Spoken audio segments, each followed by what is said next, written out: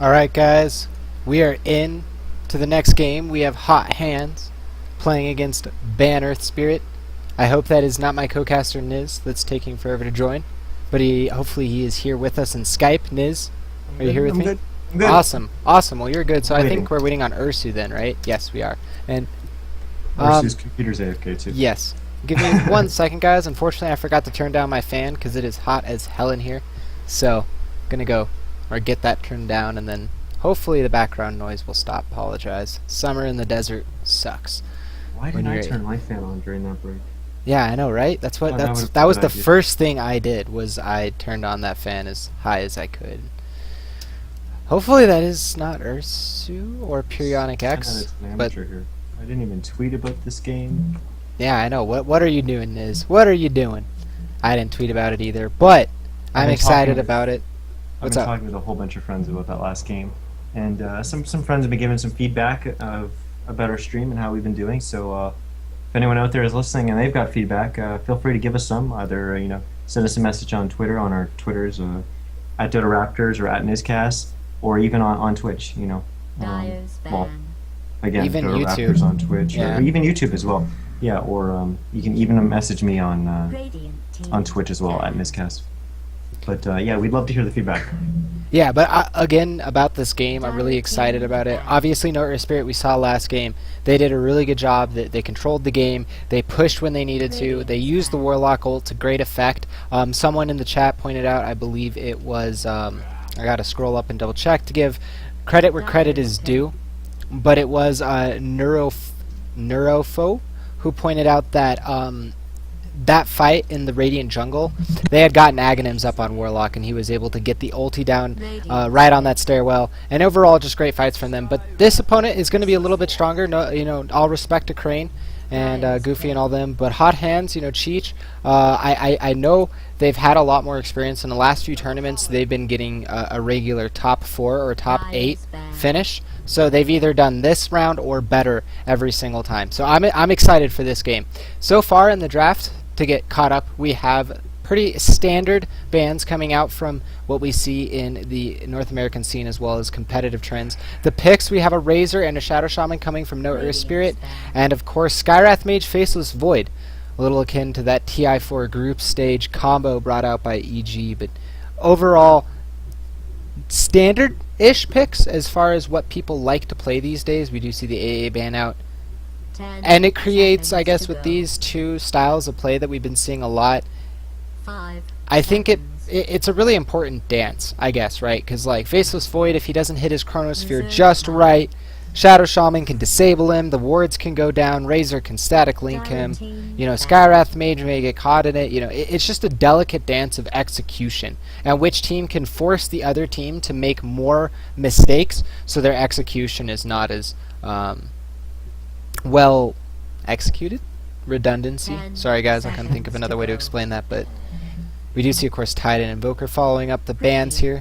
Hot Hands with the Tide, and of course No EarthSpirit with the Invoker. But what's your thought, Niz, so far about this draft breakdown?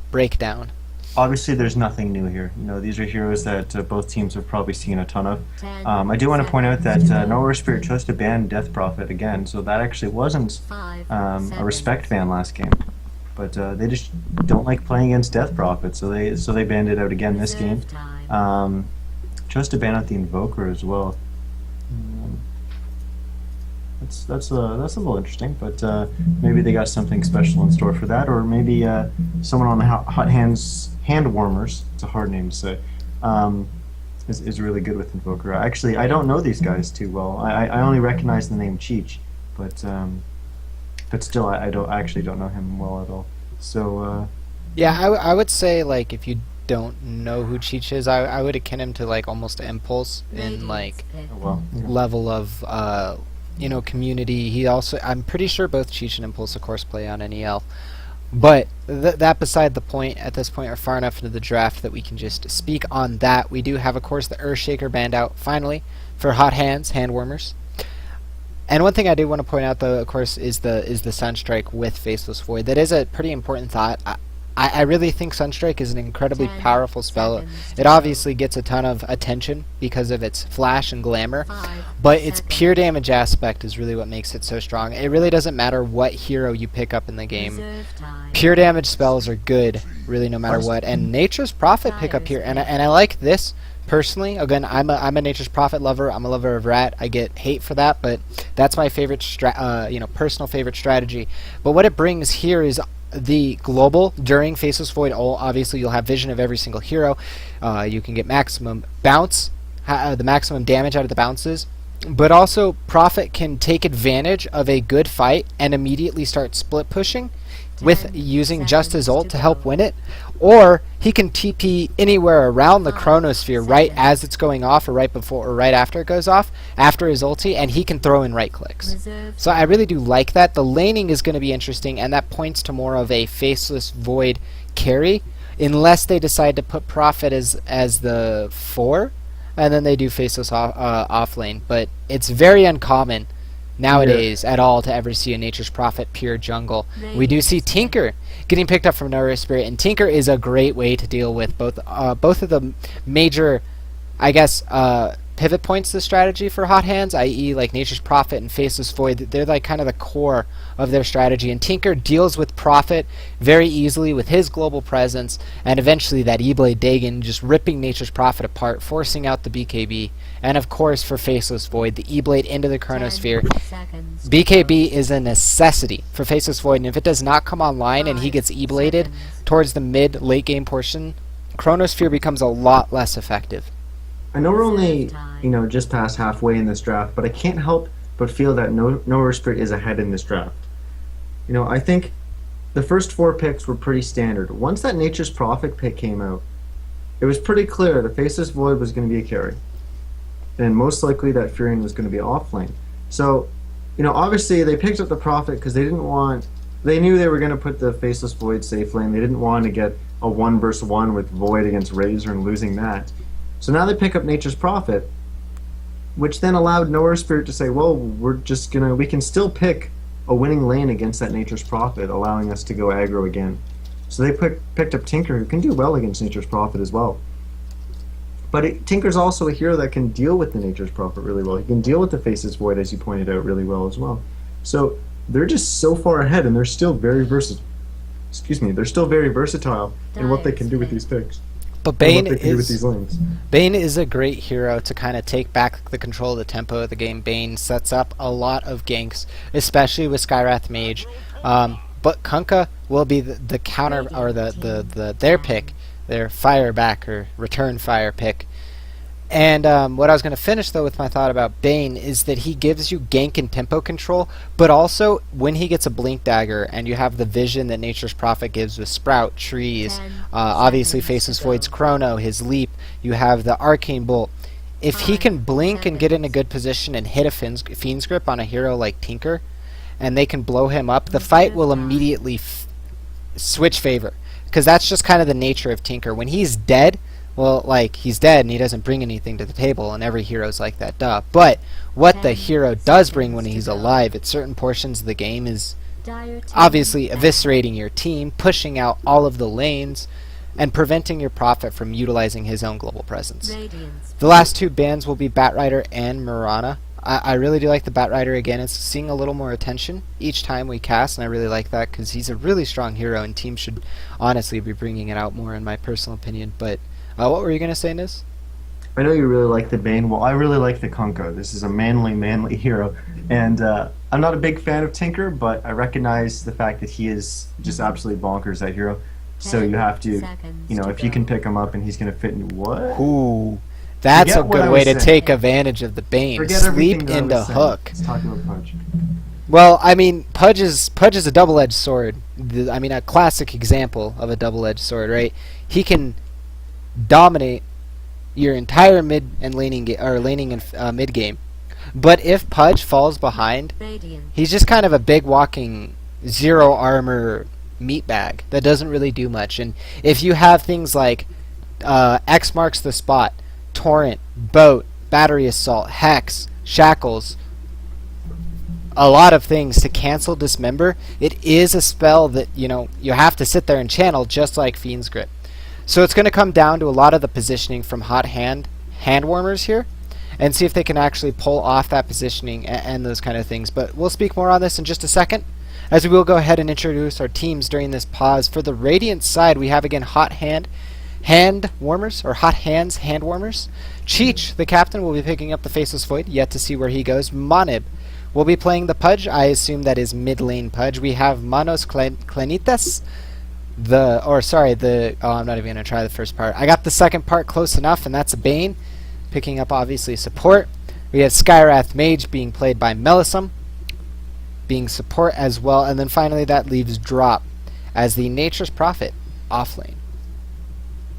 Alright, on this dire side, the EarthSpirit team, we have Fana Soyun playing the Tinker. We've got CSO, who played incredible on the Earthshaker last game. He's going to be playing the Clockwork, a hero I absolutely love as well. We've got Glacius on the Kunkka, which is of course going to be a support Kunkka this game. We have Alex on the Razor, and we have a Heart on the Shadow Shaman, the Rasta. Well, while we have some time to talk about this game, I'll let you go ahead and finish up your thoughts. So, you really like the Kunkka, and then obviously you're probably going to have some thoughts on that Pudge pick yourself. Well, I like Kunkka. I absolutely love the hero. He's a manly hero, as I was saying. I love Clockwork. I love everything about this team. The only thing I don't like is the Tinker, but I respect how good he is, and the fact that he fits in this team really well, and he's going to counter the Radiant team really, really well. So I think this dire side, the EarthSpirit team, is just really, really good. I really love their draft. But on the Radiant side, we've got some weird stuff coming out because they picked a Pudge. And I don't know if maybe this guy just feels really comfortable playing Pudge against Tinker, if that's maybe an imbalanced matchup. I don't think it would be. But, maybe they're just trying to play really aggressive on Fan of Soyun in that mid lane with the Pudge. Maybe pair it up with some Nature's Prophet TPs. They're going to have a little bit of synergy there. Obviously there's the Skywrath rotation potential. He's got the really long range slow, which will allow him to set up a hook really well. So they have a ton of potential there. I don't really think the Bane's going to come in, because Bane, typically a little slow, and he's not really going to get in there and get a sleep off on the Tinker unless he's really out of position. But I think those the Furion and the Sky are going to have to be rotating a lot on that Tinker to really make that mid lane work out for them. The Void, I think, obviously I love Chrono. I love the spell. I think it can do a lot of work, and I always look to see players that really can place it really well. Really good Chrono to allow his team to do a lot more work, not just to necessarily disable a bunch of heroes on the other team. But at first glance, and after thinking about it, I have to still give the advantage to EarthSpirit here. I really like their team. I think they're going to be strong all game long, and I think the time in the game where the Radiant side is the strongest is probably mid game. And mid game as it gets to late, but it's never fun going late game against a Tinker, especially when there's even a support Kunkka on the game on the other team who can come into his own as the game goes on as well. So I don't know. We'll have to see how it plays out. But those are my first impressions on how this game's going to play out. Well, honestly, the lion's share of that I definitely agree with and think is a good way to look at this game. And I really do like that support Kunkka. I think Kunkka is really one of those heroes that he is a very strong core hero, be it mid, be it carry, be it aggressive tri-lanes, wherever you want to put him. But honestly speaking, as a support, just the power of Ghost Ship in and of itself, it merits him being a support or a potential support pick. Obviously, the beauty of Dota is every hero can play multiple roles. It's really up to your imagination as to how lineups can work, right? And then execution and understanding of the heroes. But Ghost Ship just wrecks team fights. And personally, the Coco's Rum is something that a lot of it kind of gets not looked over, but kind of passes by in the conversation. Everyone's like, oh, he's like, yeah, Coco Rum rocks. But one thing I've started to notice as I watched higher levels of play, study professional play, is good teams will fight with the buff as soon as it starts, and then spread out and disengage or win the fight by the time that the debuff begins, where you take that damage over again. And then also, you know, on the flip side, when you're playing against a Kunkka, I feel like playing against Boat is a lot about dodging it, obviously. But if you can take a fight as the debuff has started on Coco's Rum, it actually just becomes basically like a free 8-second earn if no damage was dealt to the enemy team that you didn't even have to do. So it can backfire, but the strength of it and of like using it obviously outweighs the debuff, as most abilities in this game go. All right. I think you got a little too technical there. This guy, he takes a sword, he points it at you, and throws a boat at you with his line. Like, who cares about what else happens? He's That's just all pointing a that sword at you, matters. and the boat comes out of nowhere. Like, that's just awesome. Well, if we want to go there, Obviously, Bane... everything you said was right, but, like, come on.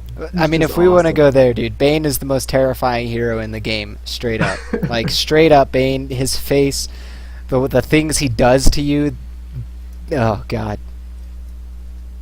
Ugh. Oh my Anyways, goodness. we can get into this game, guys, and you can get past our attempt at witty banter and intelligent analysis of the game that we are watching, known as Dota. And it looks like a 5-man rotation into the enemy jungle coming out of no EarthSpirit. I believe they did that last game as well. Yes, they did, because they got that first blood. But good play. I think a lot of the time it seems to be the dire side that prefers to do this. I'm not really going to think into it. I just kind of want to point it out, maybe a correlation, causation, whatever you want to think about to yourselves. But every single game we have watched today, the dire team has rotated into the Radiant jungle instead of the, you know, obviously the other way around. The Smoke Gang shouldn't net too much besides wards, which is very important in the early game. You can never discount how much a vision gives you. Again, vision is information, and in a game of strategy, you can never have enough information, because you're always going to be at a, you know, you're never going to hit 100%. Maybe they could catch out Cheech here, as he does rotate to the tower. Sorry, he is in a good spot, so he can immediately fog around the corner, and he could skill leap if he needed to, or not leap, time walk, if needed to escape from that gank. But yeah, nothing's going to happen from this. I want to point out that this is now the second game in a row that Fanasoyan on the mid hero has gotten boots first. Now, you play any pub game, you'll be called a noob for doing this, but both games, this has been the right choice. You know, it was a great choice last game. Warlock has a terrific attack animation. Because he was going against Sniper, the damage the damage on Warlock would have still been comparable to the Sniper, and I think Warlock still ends up ahead in base damage. And when you factor in starting items, and of course this game, the boots first is going to be really, really good against the potential rotations, and of course Pudge. Well, right? we will You don't wanna see. let him, but he's got to be careful here. Yeah, we will see the effectiveness of these boots. He is already playing back. Bane does have a haste, so the smoke doesn't, the movement speed from the smoke really doesn't matter, and he will get the sleep off. Fan of Sonian wasn't able to get too far away, as both Pudge gets a great hook, hooking him down into the low ground, and that's what we were talking about, using the advantage of that of the sleep to get the hook. But that boots, as Niz said, will pay off for him, and also that salve. Now, he did waste his salve, and he did already chew through one of his tangos, so he will have to play a little passively here. But But does he? He's that- playing against Pudge, right? I mean, salve isn't yeah. as valuable in this matchup as it would be in other matchups. So that isn't going to hurt him as much as it could. Yeah.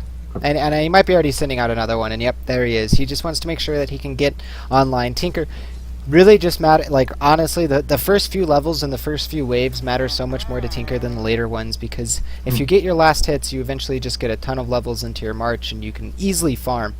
But we'll see if another gank works out here for the bottom. No, the supports for Hot Hands, they will go ahead and back up off that gank. Checking in the top lane, we'll see that Prophet is doing what Prophet should do, using those treants to zone back, giving a little bit of farm to Clockwork, but that is only his second last hit. 6 going to Nature's Prophet, and Pudge already at 10 looking at the CS board, which is very important. Now Fan of Sonian will start stacking these camps with March of the Machine.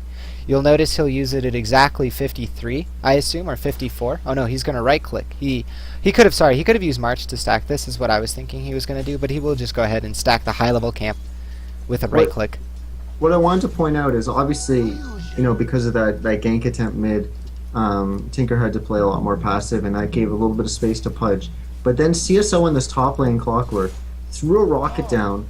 As he's going to have to be careful here. He threw a rocket down all the way to right by Roche and spotted out the supports on the Radiant side. And as soon as Soyeon saw that, Fan of Soyeon saw that, he went up into the jungle and stacked, which he probably would have done anyways, but he went up there and stacked and completely avoided that gank, and it was just a waste of time from the supports. Oh, top. Oh, might be missing first blood. No, maybe not this time. Clockwork will dodge into the trees here, and great job using his tangos to eat through. They would have to dive into this. However, they have a tree in to take. Will they actually be able to block him in? It doesn't look like. Unfortunately, a little bit of miss micro coming out of the Prophet, as he could have blocked him in there and potentially gotten that kill. But now we see Fan of Sonyeon rotating over and stacking another camp. Supports may not be able to actually. They will just stop the stack, and they won't be able to gank him. That was maybe a little greedy going. You know, honestly though, a second here while there's a lull of action, maybe that was just a little bit of, you know, moment of transcendence, right, from Fan of Sonyeon. He's like, I could go and stack my normal camp, or maybe the hook now. He's doing good dodging, but he knows that they're over there, right? So he has boots. He can avoid the gank. It's not like they're gonna be able to get him. Actually, hook on a Fan of Sonyeon. This might have been a little bit of greedy play. Does throw out the rockets, and the laser will survive. And obviously Pudge will be using that salve along with his buttle, but he runs over there just to distract him, is basically the TLDR of what I was about to say. Supports rotating. They're going to be coming behind in between the two tier towers. They do not have a smoke for this, so once they show, it will be kind of obvious. Now the question is, does Fan of Sonyeon realize this? This is smart because they know he wants to go stack. They will get the sleep off, however. There is no Pudge in the area, but they do have the TP from Furion, and now they have the Sprout, and with that, first blood will go to the Bane, and actually so many heroes are close to dead here as Hot Hands cutting the first blood to a razor thin edge, but Tinker will be the first blood of this game. Yeah, you know, I talked about their ability, especially at the Skywrath, to be able to roam around. They're actually doing more roaming than I even expected, and even having the Bane join in. And Bane's actually, you know, he got the sleep there. He's showing that he has potential too, to roam around. But you know, CSO throwing out some more rockets, trying to spot out something. I'm not sure what he was trying to see there, but he's been doing a really good job of using his flare around the map, trying to spot rotations. And that's something you actually typically don't see from a lot of Clockworks. But once again, this guy CSO really impressing me with this play. Well, that being said, bottom lane is not going, or is going pretty well for Ban EarthSpirit. Obviously, they do have a Razor against a melee hero, or a melee carry, so it will be really hard for Faceless Void to get farm. However, he is getting some CS now, up to 4. The last 3 of them have been netted in the last few minutes. Maybe a gank potential, though, from his teammates, as there is rotations from both the Bane and the Skywrath Mage, and we see a pause coming out of here. We will take this lull in the action. I'll go ahead and pull up the gold and experience graphs for you guys so you can check it out again. Game paused is blocking it, but you can see the trend for EXP is towards 0, this laning phase being relatively even for the first 5 minutes, as both teams are getting a lot out of their laning phase. The caveat, or condition I would add to that, is that Fan of Sonyeon is pretty far behind as far as what a Tinker wants. He does have his stacks and he has his levels, which means he can catch up, but he's not going to have an insane bots timing that's going to allow him to take over the early mid game / mid game. He's going to have to wait till a little bit later in the game to really come online, I think. Yeah, I agree with that. One thing I want to point out is that, you know, we've seen a lot of Voids start off like this, with, you know, 4 last hits or 1 deny, something like that. But that's typically when that hero's been played and picked up as kind of your off-lane hero. This is, yeah, he's played in the safe lane and he's been left alone, but on this lineup, he isn't an off-laner. You know, he isn't your position 3. This is your carry, and he's gotten absolutely nothing. So I'm a little worried about that. Yeah, they've been making good rotations. Yeah, they've been hurting the Tinker, but at the same time, like, your Void is falling behind. So you're not gaining ground in terms of that, unless, you know, you're putting all your eggs in one basket, hoping Pudge gets off to a really good start and just starts snowballing, which I think is really risky, but, you know, we've seen it happen in the past. So, you know, maybe that's what they're banking on. The one thing that's really great for Fan of Sonyeon is he's been getting his stacks off. Even though he's falling behind, he's been getting his stacks off, and there's no threat from this Hot Hands hand warmer team to be able to clear his stacks. As you actually saw during the pause right now, as I was speaking, they just pinged out where he has 2 stacks. So the Radiant side acknowledges the fact that he has stacks, but they can't clear them themselves. All they can do is make sure that they put pressure on him whenever he tries to do them. Definitely well said. And again to the stacks, he's not doing it, but his team is stacking the Ancients for him. I wasn't... Sorry if you mentioned that and I wasn't paying attention. Yeah, it is a triple stack, which is a huge amount of gold. If you're lucky enough to get only dragons and lizards, you can get, I believe, 1.2k out of a quad stack. Pretty close to that. Maybe just about 1k flat, but still, that's half of a bot's recipe. And Tinker with bots is a completely different beast, even if he doesn't have Soul Ring, even if he doesn't have Bottle.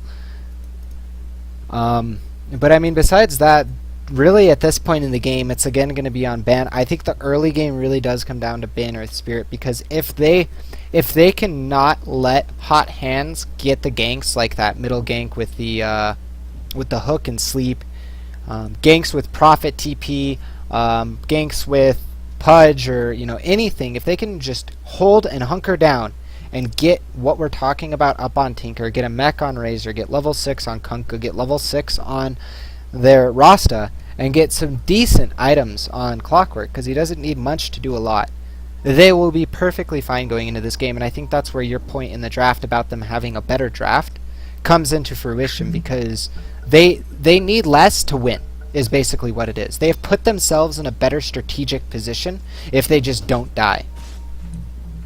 So they know what they need to do. We'll see if they can execute, as we do see Bane running up over here onto Glacius. Not going to happen or anything.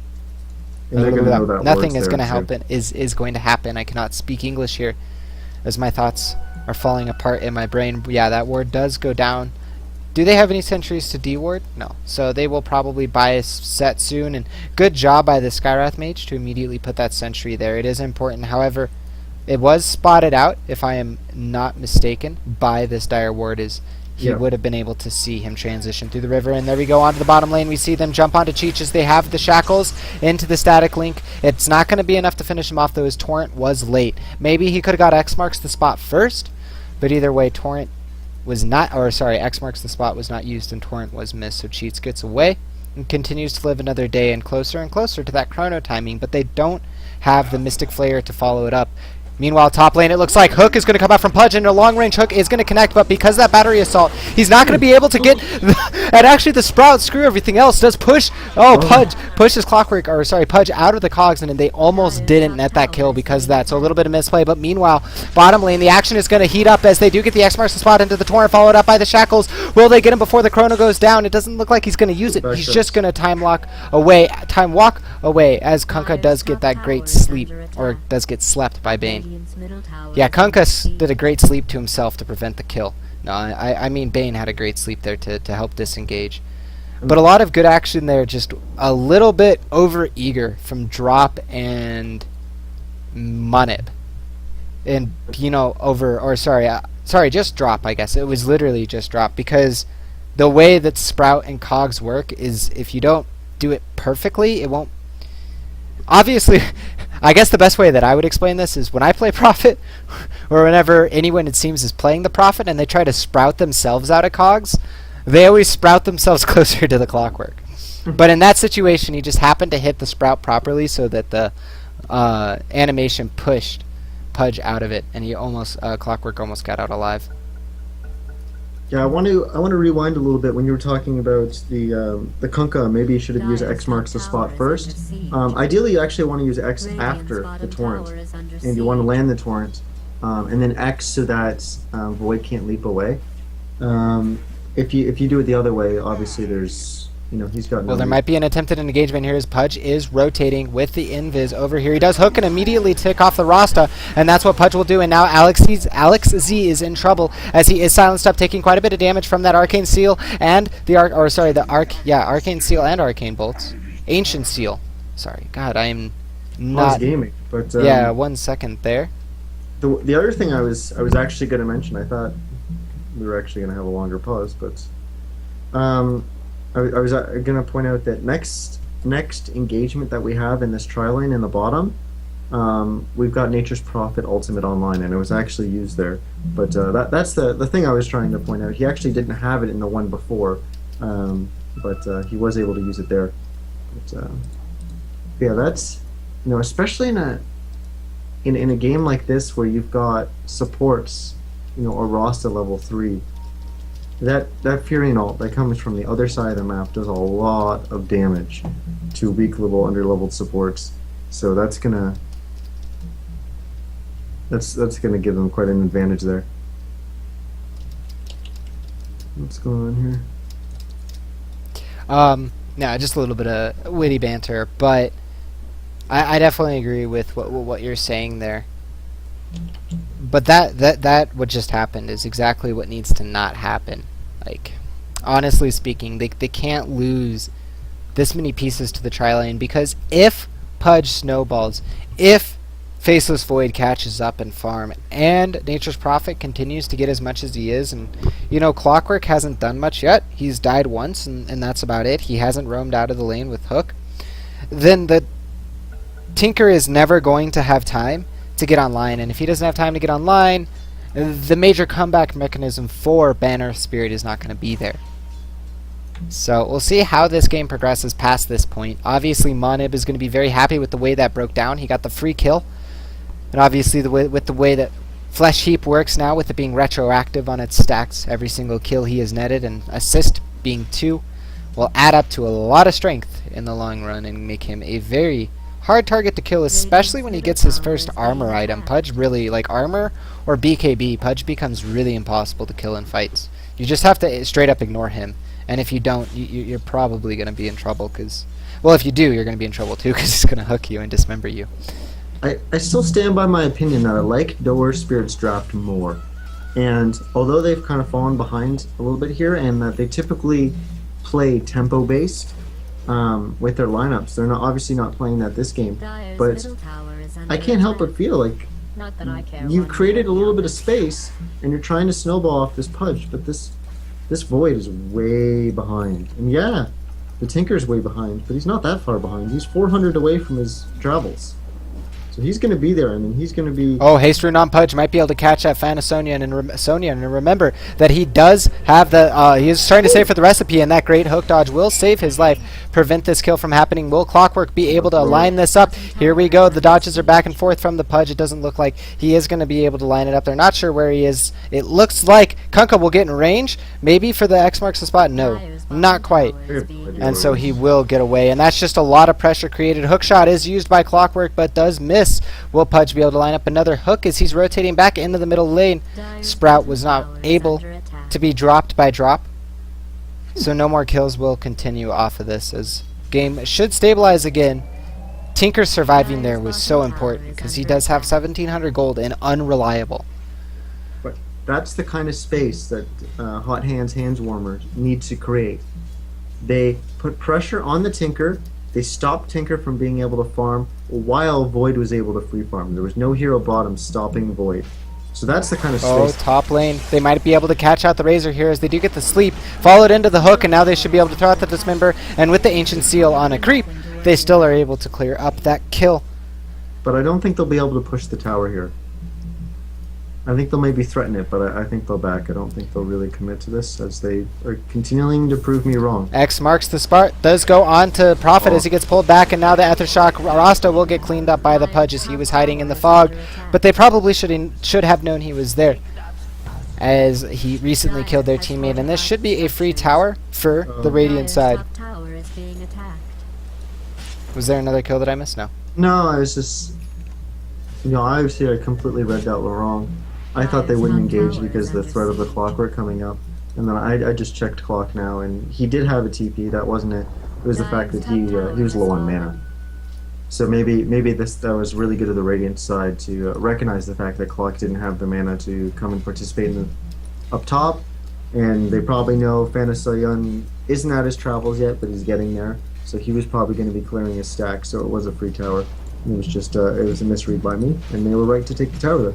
Well, TP from Prophet bottom will continue the siege, as they already have taken down that top T1. As mentioned, this top or bottom T1 would be another good tower to net. If we check the golden experience graph, we're already going to see a massive advantage from those 6 kills, as well as the even laning phase. 6 kills on top of an even laning phase should mean a pretty decent advantage. Tinker does TP in here, but with only level 1 rockets, that shouldn't be enough to get a kill. They do still have Leap active on Cheech, and the tower does go down with Prophet getting the last hit. They don't even get the deny, but meanwhile, on the backsides, Pudge coming around does miss the hook on Tinker, which is very important. That was such a good play by CSO again to hook shot in and just throw down the cogs, and it looked like they had secured the deny there, but then they didn't get it. None of them threw an auto attack at the tower to deny, and Furing just said, "I'll take this." And he threw his attack, walks away with a couple hundred more gold. So, well, the first Razor's almost on his myth. It's 30 gold away, so that's good for Nora Spirit. That's an incredibly important pickup considering how this game is going. They're going to need anything they can get to help their team bolster up and actually engage in fights. We do see concussive shot going out onto Alex. The Pudge hook is slightly off. We do have the static link as well going onto the Faceless Void, but with too much damage coming up between the 3 heroes that are here, this will mean an insta-kill onto the Razor, which is again 7 kills unanswered by the Banner Spirit team, and fortunately a little bit of flame coming out of Pudge. No, he's not he's not flaming. He's actually just really disappointed with himself. Oh, that I see what you mean, the mishook, yeah. On the Razor, just walking in a straight line, didn't juke, didn't even know the hook was coming, and he just missed it. But well, Tinker's trying, and honestly, this is a long uphill road for Banner Spirit as the hill is getting steeper and steeper to climb. Pudge is going to continue to just apply a lot of pressure to the team, and that's the one thing that's a really nice thing about Pudge is when you are ahead and when you do get those advantages, what Pudge can do is just snowball, get in your face, force you to farm or force you to not be able to farm where you want to, just because you're going to get hooked, and if you get hooked, you're dead, and what's the point in farming if you're dead? So I really like what they could do with the Pudge from this point. This ward is going to be huge. Yeah. No, aggressive wards with Pudge too, but actually Pudge does get spotted out here as maybe a great bit of reading there as they're aware of Moab's positioning. He does back up or get forestaffed, I assume, over that Cog's. Not entirely sure how he got out the backside, but now he's going to run around to the back of the tower and actually escape from this gank. Throws a hook out back behind him, but it will not hit any targets as this middle T1 does go down by hot hands, and that will be all of the outer T1, well, I guess they're all outer towers, T1s for the Dire side, leaving the Radiant with a 3-tower advantage in this game. It'll probably be fine. That's huge too, honestly. With their lineup, I think that's like the final thing I'll say before I'm done harping or jumping on the train of Pudge, good Pudge play. But once you have a tower advantage of all T1s, you can start to apply pressure into the enemy team's jungle, and once that happens, it's almost impossible to even get outside of your base, and once you can't get outside of your base, it just, the snowball factor, right? It just continues to get worse and worse and worse and worse. And Pudge will pop a haste rune here as he is hunting down Glacius, who is juking around here in the fog. Creeps should have vision of him. Great juking around here. Maybe they could even turn it around on this Pudge as he does throw out a blind hook. They should have seen that hook, so they know he's there. Glacius should turn around here, try to get the X marks the spot, and no, just the hook from the clockwork lands perfectly, and now the Pudge is stuck in the cogs. They throw out the ship, but the backside is opened up, so he's able to haste rune out using the bottle charges and the urn. He might be able to escape, and it looks like he will. He throws out the hook again, a little bit of greed, but it misses anyways, so nothing will happen there. But honestly, just wow. Who broke open the cogs there? Because I wasn't watching too specifically. Was that Pudge? I unfortunately didn't see that, but okay. Well, if that was the Radiant side, absolutely great heads up play. If it was the Dire side, then unfortunately, don't do that. I don't really know what else to say to that. It just kind of sucks because he had that haste rune, so he was easily going to escape once that was broken open. Now Phantasonian TP's under this tower, but Cheech just time walks forward with that Mask of Madness, and that will be an easy kill. And it's now 8-0 for a Hot Hands as they are taking an absolutely dominating position in this game, and will continue to constrict the space that Phantasonian as well as his team has to farm. And the more it constricts, the harder it becomes to win. Yeah, Two more heroes rotating. I don't care how bad it rotating. looks right now. I'm still a fan of the Dire side. Well, Niz is Like your gonna draft. Niz is gonna They're defend come back his in this. Oh, Niz is gonna defend it, but in the background we have the hook and the Fiend Script killing off the Kunkka immediately. The Clockwork tries to hook into the Bane, but the Bane might just live anyways as it sleeps himself to actually change the tower to aggro. Great play. The mechanism will go off, and that is now 10 unanswered kills. I didn't say they were gonna come back right now, but they will come back. Well, Niz, you keep trying to defend your... No, I'm just kidding. I do agree with you. But again, that's the thing about Dota is perceptually you could think anyone has an advantage or disadvantage in the draft, but when it comes to the in-game play, whoever executes better is going to win the game. And now we see Pudge actually running up. He might be able to stop this TP. No, he doesn't have any mana. So he will not be able to stop this TP. Tinker gets out alive, which is incredibly critical at this point in time. But again, 10 unanswered kills is not good. I did say there was one thing that this, what kind of the idea of what this Radiant side was trying to do, and that was that they wanted to create some DP in space. from Pudge bottom. Sorry to cut you off, but he is going to blink in and get the Dismember on to Alex as he is running that static link. Mech is used, and he might actually be able to turn this round, and this would be a very important kill. 406 gold does go to the Razor as he TPs away, actually out of vision of drop. Kind of interesting TP there. I think the creeps had vision of Razor TPing, so he should have been aware that he was just already TPing. He should have TP'd next to him, but that being said, doesn't really matter. Razor gets the kill, gets out, and that's the way it is. The first kill on the board for EarthSpirit. But what I had said earlier is that they were trying to create space for this Pudge and get this Pudge off to a good start so that he could start snowballing, he could start controlling the game, and he's done that. I think it's really risky, but he was able to do it, and he's shown that he can be this force on the map that everyone on the dire side. Cheech in the middle lane, or sorry, the Bane in the middle lane is going to get a good grip onto CSO, and he will get immediately blown up. However, Bane gets reinitiated on. There is the static link as well as the torrent, but now the Chronosphere comes out and hits on 3 of EarthSpirit, but Fan of Sonian is TPing in, and there is so much damage on the Razor that they should be able to just clean up the Faceless Void, and that is 2 kills for the use of Chrono, Bane, and Faceless Void to fall. Now 3 kills to 11. And if there is a way, if there is a story that EarthSpirit comes back into this game, this would be the narrative that needs to be told. Yeah, you can't fault Hot Hands Warmers for re-engaging there with that Chrono. That was looking like it was going to be really, really good. But once that static link went off, you have to make a decision immediately. You either get the hell out of there, or you focus and kill the Razor.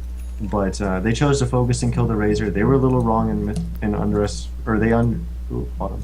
But might be a kill, yeah. Fanasonian dropping low HP, and yeah, he does actually go down. Level 2 Necro picked up by Nature's Prophet before that. But they overestimated their damage. They thought they could kill Razor. Obviously they couldn't, and once that Chrono came down, the CC came down on Void, and Razor was just hitting it like a truck. So Monib, sorry to cut you off, but Monib might try to go for a kill here as he is getting backed up by the Skywrath Mage. They do have vision on 2 heroes, and the hook hits right next to Razor as he was standing next to the Hellbear, and the Skywrath Mage does throw out the Flare, but will the support trade for a Pudge be worth it as they turn it around? Or sorry, the Razor, not a support.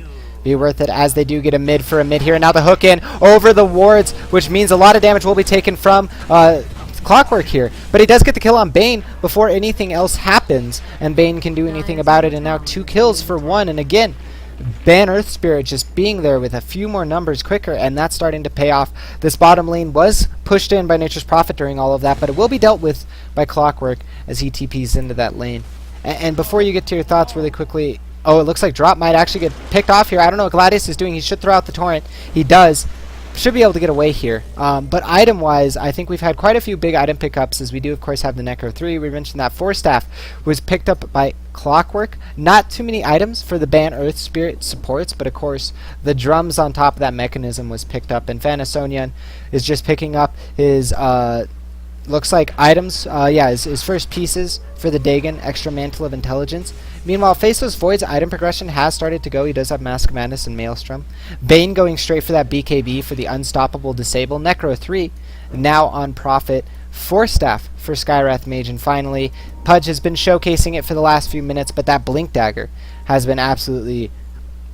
I mean, I don't really know. I lost my train of thought as far as what word I was going to use, but that Blink Dagger has just paid off dividends for what he's been doing with it.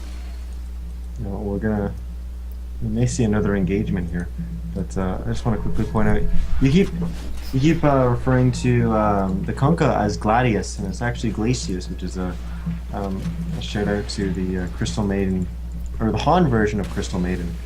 But here we got a hook on Razor, but Pudge just blinking away, just showing the fact that I can hook you whenever I want. And says I'm always here. I may not want to kill you right now, but I'm always here. And that's the same thought as, you know, what you were describing before with the nature, or the Marana support, or the Marana arrows, is the threat of them is sometimes more than the actual impact that it creates, because it forces errors, it forces less farm. Pressure is really what you need to apply, and that's part of strategy games. We actually see Prophet with a relatively aggressive TP into Fan of Sonya, and they did have that. They don't have any wards for this, actually, to my knowledge, so this was a relatively blind TP, and Drop is actually going to pay the price for that blind TP, and now Pudge, Cheech, is caught out with the hook, does time leap out of the cog, so there will not be another follow-up kill, but now that Necro 3, it's an awesome pickup, but it was just wasted and farmed by the Dire side, as they do get the Prophet kill, defending their Tinker. Don't call it a comeback. Tell it's a comeback, right? But don't call it till it's called. Cogs, pun intended again, are in motion, and they're starting to get back in this game. It's actually, it's been a mixture of every hero on this EarthSpirit team. They've all kind of played their own little part, and having kind of, it's not one player. You know, we saw CSO playing the Earthshaker before. He was kind of making the big plays all over the place, but not to say that he hasn't been playing a good clockwork this game. But everyone on this team has been playing really well. You know, we've got big ghost ships, we've got big hooks and cogs, and we've got decently placed roster wards and some good CC. Meanwhile, actually, sorry to cut you off, the top lane, Fan of Sonyan is going to get Chronosphered by Cheech. He was pushing that top lane, just had picked up that blink dagger. I pointed that out, and he blinked out onto the other side of the trees. But Cheech, of course, was waiting for that moment, knowing that he didn't want to push out that part of the lane. And actually, before anything else goes on, Monib might be able to pick off the Razor here, as he is hiding in the fog. He's been hiding down here for a little bit. It might not actually happen. He might choose to blink after these creep dies, and he does. Throws out the random hook, does not hit, and Razor is now aware of his positioning and should back out. In fact, actually, Razor says, maybe you want to fight me? You want to go, bro? But they will just kind of part ways as this game turns into a push in the top lane. This will be the second Tier 2 taken, making it a 4-tower advantage for the Sire of the Radiant. Doesn't look like EarthSpirit wants to do anything about this at the moment. They just want to trade for a T2, and honestly at this point they're far enough behind that trading is good, but the hook on to the clockwork might actually just pick him up, and never mind, Pudge actually gets bursted himself, and that's exactly the turnarounds that they need. Pinging out for the top tower push, they just want to go, as they know this game might start getting a lot harder to win, even though they do have that Faceless Void. Their push is going to start to stall out, and they will just go ahead and send their Necrobucks in to try to push this tower down, trying to get the last hits on it. Fan of Sonya and will. That's 200 gold. Big deal, but one tower for one tower and a Pudge, and that's exactly what EarthSpirit needs. Small trades to just get little bits of clawback, I guess is a better way to describe it, clawback into this game, and get the real comeback. You know what? You compare the two towers, and you got a Tier 1 versus a Tier 2, but the Tier 1 is actually more valuable here. Oh yeah. Tier 1 is in the mid lane. It really opens up any kind of path going into the jungle, and that top Tier 2 that EarthSpirit lost isn't a Roche tower. You know, so it's probably your least valuable Tier 2. It definitely is your least valuable Tier 2 tower as the Dire side. So I'd actually take that trade any day of the week. That was a very good trade for EarthSpirit, and of course they got a hero kill on the top of it. So well, we got a gem on Kunkka. Yeah, and then that was picked up earlier. He is just going to use that to deward. Again, this is something that you can watch competitive players do a lot of, and it's very important. Buy a gem, deward with it, put it back in base, don't lose it. But Radiant side is making, Hot Hands is making a strong play here, as they will move into Roach. There is no Dire wards. The question is, do they have the game sense to realize this is going on? And if they do, are they going to do anything about it? They have potential teamfight initiation with the boat and other spells to do a lot. It looks like Fan of Sonya is TPing into the relevant lane to push it out. Faceless Void is not in here, which is maybe why they're not thinking it's actually going on. And no, they actually don't get anything. Or sorry, they don't actually get the opportunity to stop that, as no flares were ever thrown into that, and Nature's Prophet picks up The Aegis is Cheech, picks up a Aghanim Scepter, and that will make his ultimate a full 5-second stun. CSO running over Mike get Chronosphere as he does force staff himself forward. Cheech is pursuing but does give up the pursuit as the Fog of War prevents him from seeing where Clockwork went, and now the real siege begins as this tier 2 falls. Yeah. Hot Hands is going to want to go high ground with this advantage. A lot of their heroes don't transition into the late game as well as the other as Ban EarthSpirit, but Clockwork will get hooked in the background, and Skywrath will finish up that kill along with Bane, netting that freezy kill. That's just that's a death that doesn't need to happen. You know, you've already conceded the fact that you've already conceded that tier 2 tower. There's no reason to be anywhere near engagement range from the Pudge. And I was actually more concerned about Glacius on the Kunkka, who stepped down that ramp to just throw it a torrent, and he actually ended up not getting caught out, but it was the Clockwork that was rotating at the bottom, and instead of walking inside the base, decided to walk in that lower road. But yeah, that's just kind of an avoidable death, but Fanasoyan's just kind of been hanging out bottom here, putting pressure on this tower, but still not able to get it. Yeah, and not a good situation for him and his team, as they are starting to fall pretty far behind. The gold and experience graph really hasn't gone any way in their favor for the last, I'd say, about 4 to 5 minutes. And now Fanasonia might actually get caught out again as Bane is in range. Could maybe get the Fiend's Grip off, but no, Fanasonia does get the blink off and will be able to escape. And that is a very important gank to escape, because every time he dies sets him back. Not only the time he's not farming on the map, but also the gold that he loses from that. And every penny for him is game-changing for his team. And he actually should have a Dagon right now, if I'm not mistaken. The recipe is 1250. Looks like he's choosing to save for buyback, which is not a bad decision at all, considering the stakes of this game. They are playing for $100 and a lot of prestige in the NA scene, so sometimes patience is definitely worth it.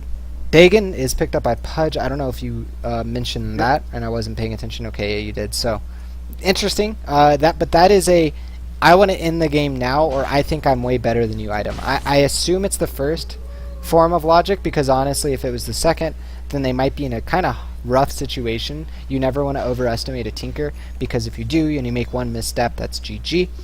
But if they can use what the Dagon brings Pudge to get a lot of pressure early, or for the rest of this like mid-game phase and early mid-game or end game, they might be able to late game. Sorry, they might be able to close this one out in favor of themselves. I actually don't think the Dagon is a bad pickup. I think there's, you know, a lot of people would say, well, you just get the Egg Scepter on the Pudge, and that makes sense. But I think he realizes that he's not, you know, guaranteed or even likely to get a full Dismember off against this EarthSpirit team. So he doesn't see as much value in the Egg Scepter, and he wants the more guaranteed damage of the Dagon. He's going to have the mana to support it. And you know, he just wants that kind of guaranteed damage to being able to burst someone down. And that's what they need, right?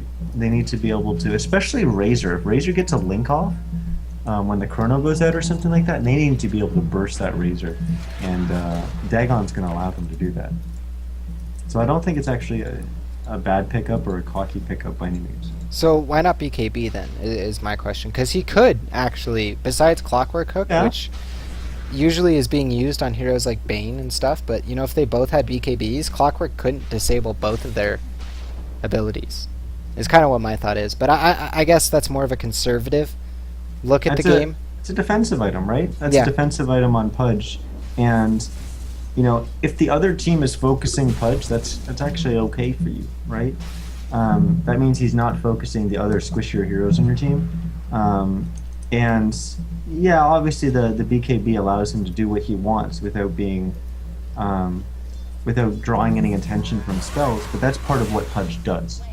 You know, you have to respond to the fact that Pudge is there. So he soaks up those disables. He soaks up, you know, the slows or stuff like that, because he's going to control. Where did that die? I am not entirely sure. I will find out in just a second. Oh god, how did they check it? Yeah, I forget how to check as well. Yeah, I don't know. I'm pretty sure I heard the ping go off over here. Yeah. Oh, smoke coming up Well, from the Dire side, yep, looking to and get something done. this is important. They do have the Tinker, of course, farming those Ancients. Pudge nearby with another Invis rune. This Pudge has gotten so many Invis runes this game, and RNG or whatever you want to call it, it's definitely helping him out this game. And there goes the Dagon straight into the Dismember, and that will be a kill of Fan Antonian. And I missed the 4-man Chronosphere coming out of Cheech as it hits the entire Dire side besides the Tinker. Now the boat will come out, but it won't hit on any as Alex is really low. They're chasing him down. It looks like Clockwork will be able to TP out, but I can't say the same for Razor as he gets time locked and cleaned up, and that will be 3 players down on the side of Banner Spirit, and the siege for their high ground is going to begin shortly, and honestly the beginning of the end. I was watching Pudge absolutely disintegrate the Tinker. I don't even know how the other 4 heroes on No EarthSpirit were smoked, and Hot Hands Handswarmer had no idea that they were smoked, but somehow those 4 heroes walked into a Chrono and then got wiped. I don't even understand how did that happen. Like, I honestly think Cheech just saw the opportunity. I think they were just next to the creep wave, and top lane is getting sieged separately by Drop at this time. Glacius is the only one to defend there. It looks like Tinker is back up now and will start to throw out the rockets along with the rockets, but the hook onto Bane.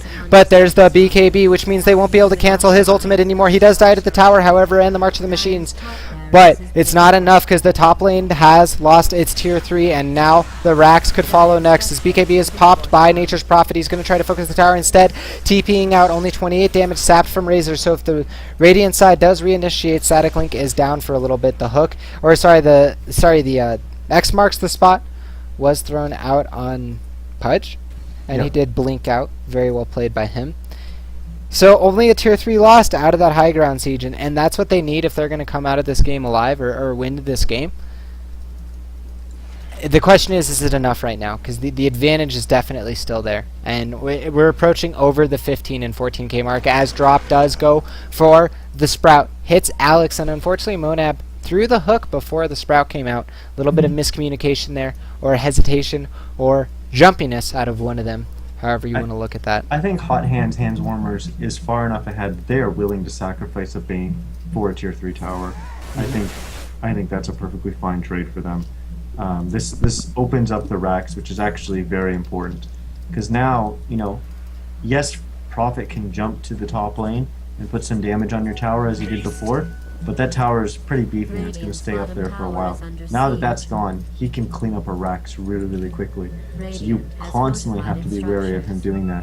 And any kind of engagement that's maybe stalling a little bit, you have to be really cautious of, because that Prophet's going to pop away to the other side of the map and really punish you by taking out those Rax. So, it's either engage or don't engage. So you can't be pussyfooting around in the team fights.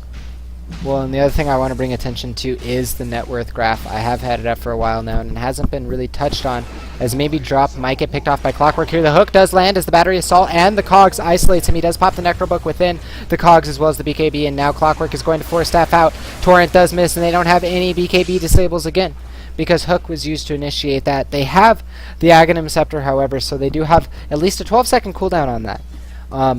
But what I wanted to point out before that happened was that the net worth graph is telling us a very grim story, along with what you were saying in this advantage. The Faceless Void, I was looking at him. He has his MJ now, I believe, a full MJ. No, he just bought a full BKB. And so he's going to send the courier back to base, buy the recipe for his MJ, and he's going to send out a full MJ, full BKB at the same time, and he's going to just wreck in the next chrono. Not to mention he's also got level 3 ulti with Aghanims, and it is a 6-second AoE disable, but Monib, his teammate, might get caught out here. Does get caught out, what am I saying? Might die here, but the force staff in with the BKB on the Fiend Script onto Alex, doing a lot, and now the Chronosphere hits on 3. They do throw the Faceless Void up into the air because he does not have that BKB yet, and now the blind hook onto CSO from the Pudge, doing quite a bit of damage, but Alex is still on a double kill, taking out both of the supports in the background, and now Alex manning up against Cheech, not doing enough as Cheech is just tearing through him, and Cheech is going to get the kill. That's 1 down for the Dire, 2 down for the Radiant. Over on the left-hand side, we do see the Prophet is going to BKB as he is trying to TP out. He might get out, and he does at last second with 300 HP, and that will be a 2-for-2 trade. Supports for 2 cores, and that definitely means it went in favor of in the hot hands, as they did lose both the Clockwork and the Razor, both in very important heroes at this point in the game. Yeah, I was watching Bottom Lane Arrow with we had Pudge and Clockwork, both on really low health. Clock quite a bit lower, and he was just kind of, it was almost a Benny Hill chase, and he was just running around for a good 20-30 seconds with Pudge desperately trying to kill him, and he was hook-shotting away and stuff like that, but Pudge did end up getting the kill on the Clockwork there. It was funny to watch. Definitely agree with that. But so I gotta ask you again the question that I try to prompt you every single game we see these kind of breakdowns. If you were on RaptorZ's side, what would you be doing right now? What would be your thought? You're the captain. Actually, hold your thought there for a second. There's going to be a major, major engagement at Roche. We'll see if they can pull it off, as Niz says they need the wipe, and I agree. Looks like Static Link was already used on Pudge. He does have that haste rune. Clockwork hook in is going to miss, but it goes into the pit. Does get X marks back, as they just wanted to stop that, but now Cheech does have the Aegis, and the hook back onto Glacius means that's going to be a free kill, and now Alex, caught in the Chronosphere, is going to take a ton of damage. The Mystic Player will clean him up. Faceless Void netting that kill, and maybe they can stop the teleport out of Tinker. They can't. He will get away. And Faceless Void, with that Aegis, with that BKB, with that MJ, and with that Aghanims, is really far ahead on this net worth graph, totaling over 7k over the Tinker, as he did go for that Yule Scepter in this situation. And now we'll see if they can defend their high ground, as they do throw down the Serpents as well as the Marks. The Cogs does get too stuck in it, but the Clockwork is going to die because of it. Both of those heroes do fall, but one of them was the Faceless Void with that Aegis. BKB is popped by Bane, as he's going to teleport away, but is Cheech going to be able to get away, as they do get the shackles on him? And if there's a way back into this game, it's going to be getting the kills on Cheech every single time they go high ground. Aegis is already down. Yules is used by Fanasonian. Are they going to get him? And yes, they do. He goes down for 82 seconds, and that's a 2-for-1 Clockwork, the only one they lost, except for the buyback on Razor, who was forced to use that for that fight to come out the way it did, and they might have a chance. They might just have a chance. I gotta say, I've been on the EarthSpirit train this whole game, and believing that they're going to be able to come back in this. And once that fight at Roche and everything went poorly, I was just like, well, this is over, kind of thing. But somehow they just won that fight. Obviously, CSO popped in, hook shotted in on the Clockwork, threw up his cogs, and he trapped Void in the middle of the cogs. Bane threw his ult out on CSO, and then Pudge even hooked CSO back. And so CSO ended up dying, but then Void ended up dying, and then they just bailed. They just bailed and left Cheech there on the Void, and then he got disabled, and they threw away Aegis, and they lost. They only lost Cheech on the Void, but it only cost the dire side a Razor buyback as well. So, I think you take that trade any day of the week, because typically when you're this far behind, when the team in the lead gets Roche like that, the game's pretty much over. But, somehow they found a way to extend this, so it's good. They kept themselves in the game for at least another 10 minutes, most likely. So. Well put. And the only thing I really want to say with that is that Hot Hands, right now on their side of the team, they gotta make sure it looks like they're just having a good old time, as Pudge is fake hooking around in circles. He's a hooking. Does hook the fog. Anyways, what I was going to say is that they need to obviously collect themselves and not let the situation of the game slip from them. But that being said, for the third time, I cannot think right now. My thought is that if they can't go high ground and they have a few more trades and they just don't get a straight out advantage and clear racks, each subsequent push is going to get that much harder because of the items that are going to be coming out, as well as the levels. The farm differential is actually starting to stabilize from that point. Tinker, like you said, caught up quite a bit, is now only 1,000 away from the profit, and the next one might be the game decider in a lot of ways, because if they lose it and then RaptorZ wins it very heavily, gets a lot of farm onto that Tinker, they might be able to just reverse tempo control and completely dominate for the rest of the game and really tell the story of how Tinker is just the better late game hero in a lot of ways, not because of right click damage or blah blah blah blah blah, but honestly with the build that Phanasonian is going, and I'm over on the Radiant Heroes instead of pointing this out, but he went for this Yule Scepter build, and Yule's into this sheep that he's going, if he can piano or pianist it well enough as not Ice Frog, I was about to say Ice Frog, Bruno. Bruno is secretly Ice Frog in case you didn't know. He can disable 2 targets every rearm. And all of a sudden, it doesn't matter what heroes you have if everyone's disabled and hexed and thrown up in the air and yada yada yada. What are you gonna do, you know? So, we'll see what happens here. As Tinker should just TP out of here. No attempted a kill from him, as Prophet had no chance of stopping the teleport, and he will get out alive. And we'll see where this game continues, Niz, and if our thoughts are correct, or if this game goes in a completely random direction. Oh, what is he hooking? I heard not a hook. I heard a X marks the spot. X on Razor. Ah, it is going to be an X on Razor, but a hook onto Pudge as he 4-staffs himself up onto the high ground. Actually, that was a 4-staff from the Clockwork, and now the Chronosphere comes out, but it misses, so this might give him a chance to get the cogs, but honestly, just too much attack speed between that MJ and the Mask of Madness being active, and now they get the Fiend's Grip onto Razor, and with that boat, it might not, it's just going to hit the Bane, but it's not going to be enough to stop anything, and now the push should come heavy and fast out of Hot Hands, as they need to get a Rax, and they need to get it quick. As Sheep is now purchased up by Phanasonian, so if they're going to hold this game, they have no buyback, and there's no chance of him getting buyback anytime soon, because he only has 300 reliable gold, 800 and unreliable, and he needs 1100 to get that buyback. So we'll see how this fight breaks down. There was just a little bit too much flash, a little bit too much flare from CSO. Well, Mask of Madness active by Cheech as he starts to siege on this tower. I hear Sleep up in the top lane as that top Rax is starting to fall in addition to its counterpart Rax. Cheech doing quite a bit of damage. Will just go ahead and turn on the Shadow Shaman Ghost Scepter, but meanwhile on the back of the base, Moneb is just zoning them while they're losing all their structures, and this is exactly the strategy.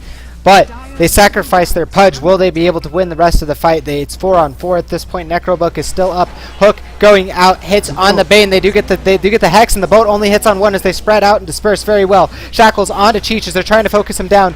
Incoming the Chain Stun from Tinker as he does not get the second sheep off, and the Chrono does land on both or all 3 of the Radiant or Dire heroes. And they will get out of this. Oh no, the hook from CSO into the background Bane. Hits him in the tail.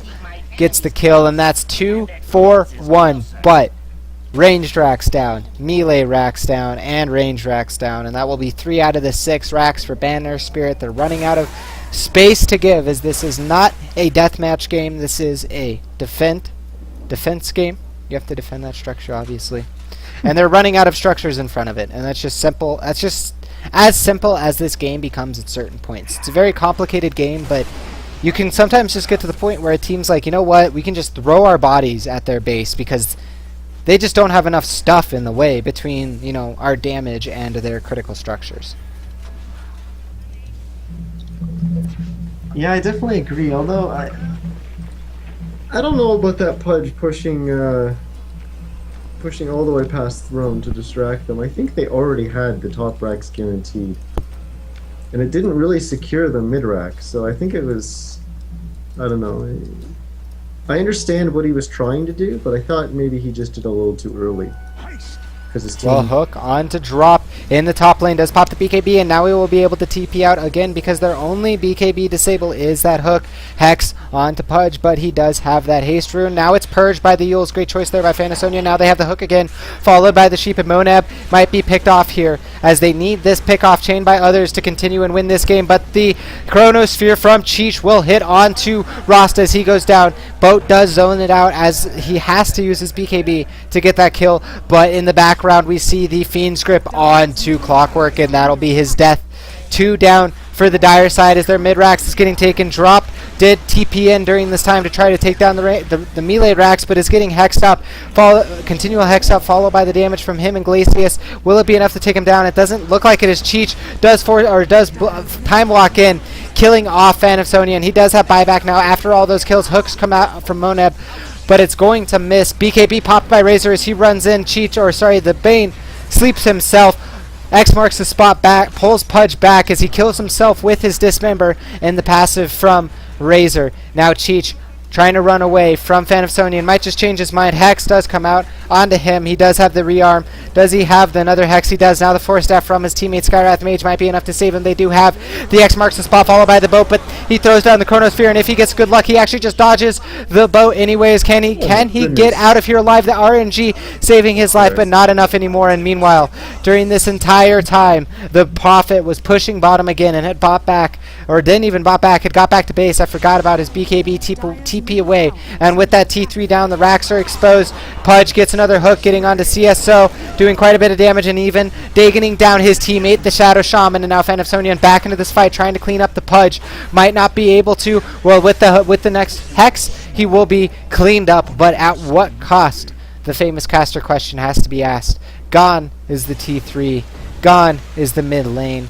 Gone is the top lane. And you have a Tinker, you have a Razor, you have a Kunkka, and you have decent late game. But does that even matter when you're this far behind? You know what? You still have a throne, and that means it's not over. It is Defense of the Ancients, and the Ancient is not yet down. That is true, but, you know, with all seriousness, I feel like this is usually the point in the game where Yeah, it's a little bit of a Hail Mary, but you never know what's going to happen, and it's been seen in professional games, it's been seen in amateur and semi-pro games. Players are human, even the professional ones, you know, believe it or not, and mistakes can happen. And one big mistake, just like this, just like the Skywrath Mage, might actually turn into a pick. Although the sleep is going to guarantee his death here, I think this was a really questionable play from his teammate, the Bane. But we'll see if that comes to bite them in the ass. As maybe an all-out push middle. He realizes that he just killed his teammate.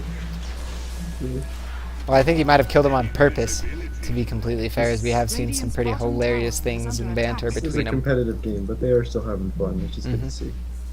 Yeah, that's a very important part about playing Dota. And could ramble on about hours about how you need to be happy and maintain a good psychology, but maybe Cheech getting picked off here, as we do have Alex with the Invis rune. In comes the Hex, followed up by the Dagon. Second Hex is going to follow through. Doesn't look like he's going to try to insert the second Dagon. He's just going to go for the Hex chain. They have drained over 200 damage of him now. They get the hook to pull him out, but the hook from Clockwork gets onto the Bane, and Bane will be annihilated. The Chronosphere, however, gets all of the Dire team, as they are not going to be able to pursue in the rest of this fight. But does it even matter, because the bottom lane is getting taken, and that is Mega Creeps. They have one chance, this creep wave, to win this game. They don't have the team to deal with the Mega Creeps. The tower is going to fall at this point. Backdoor is down, but Pudge running up. Phantomsonian will blink forward, but now he gets hooked into the fight. Does yules himself into the air, but does that even matter, because they throw down the Mystic Flare. Boat is flying in, but it's only going to hit, not going to hit anyone actually, as Bane was BKB'd, and now Razor dropping down to 500 HP will fall down. Phantomsonian follows Case as he dies as well. Shadow Shaman dropping down to 400 HP and will fall as the GG is called by Alex and Phantomsonian. And what a great game coming out of both teams. A 47-minute slugfest as Banner of Spirit tried their hardest to claw back into this game, but they just couldn't do it in the end. You know, when they kept pushing there, I had a bit of a PogChamp moment. I was just like, oh my god, what if they actually win this game? And then quickly that PogChamp turned into a Bible thump. But yeah, it was a fun game. It was interesting to see a Pudge, and it was interesting to see a Pudge work.